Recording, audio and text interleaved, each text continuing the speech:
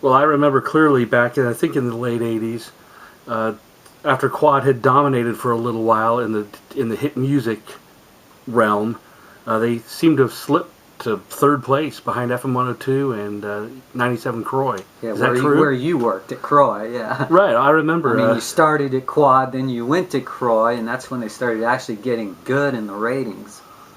Others from Quad went to Croy. Yeah, Tom Tom Chase Chase, and Mr. Ed, Mr. Ed, and and Scott Mitchell was there for a while. yeah, He never worked at Quad, though, right. did he? But he worked at Croy long before that, Right. so he came back to Croy. And then you had Greg Lane and a few other people, defected from Quad to Croy. That was late 80s. By the end of the 80s, Quad, like you say, it had very low ratings. But by 91, both Quad and Croy had super low ratings, and FM 102, which was KSFM, they dominated the top 40 format. And they did that by playing a lot of hip-hop, R&B, dance music. So did Croy, but the reason 97 Croy, I think, went so low in the ratings is they kind of played the less popular hip-hop, kind of the underground stuff, but by the early 90s. And by the way, I did work there in 1990 as a weekend guy, because I'd actually gotten fired from Quad at the end of 89, because they brought in a new regime, and that's just what happens in radio, as you know. They Right. get rid of people. Happens way more often than it Yeah. should. And so then they hired me back. Jerry Cagle asked me to come back when he realized that, he had replaced me with a bunch of people, and they couldn't get the same job done that I had done. And I worked for less money, and I worked around the clock. And so he asked me to come back, and that was in 91, and that was a few months after the station began experimenting with modern rock music. It still was a top 40 station officially to the industry. In other words, they reported their playlists to R&R and Billboard as a top 40 station. And by the way, those entities, those magazines, those trade magazines, they had rules as to, what kind of playlist you could have if you were reporting for a certain format. And then they use your playlist as part of their bigger, broader, chart when they compile all their data. So, in 91, it was April 91, when Quad shifted towards mixing modern rock with pop music.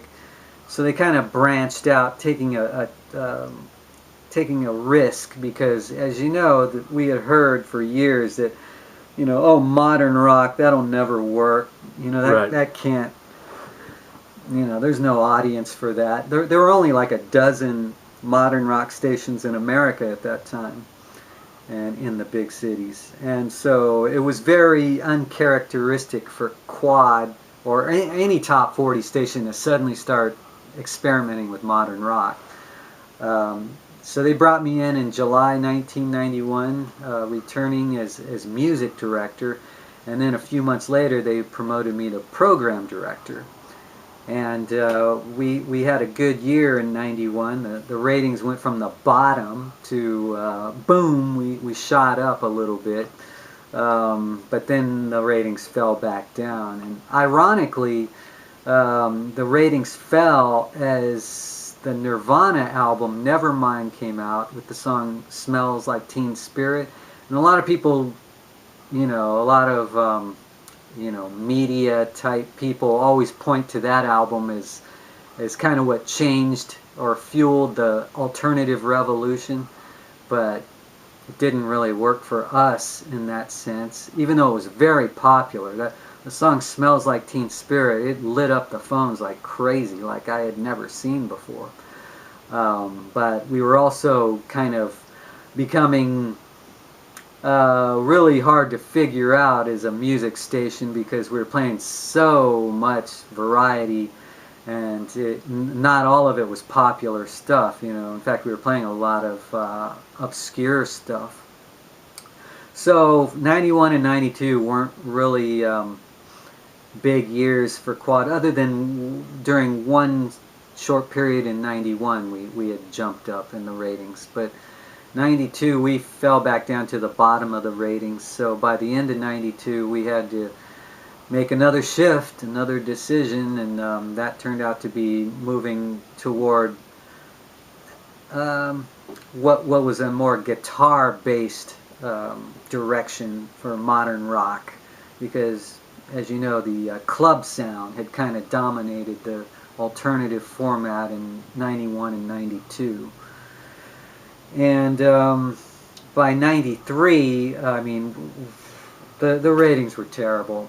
So Jerry Cagle, who was like the station manager, he left and he went to go work for a music industry trade magazine in LA, and then I became in charge of the music completely and in charge of programming completely in the summer of 93. And that's when the owner, Ed Stolz, said to me after we got a dismal ratings report, he said, pick a format. And I said, okay, well, why don't we just become an authentic alternative rock station instead of pretending, like being a top 40 station and pretending to be alternative when all we're doing is playing the same music over and over and over again in high rotation.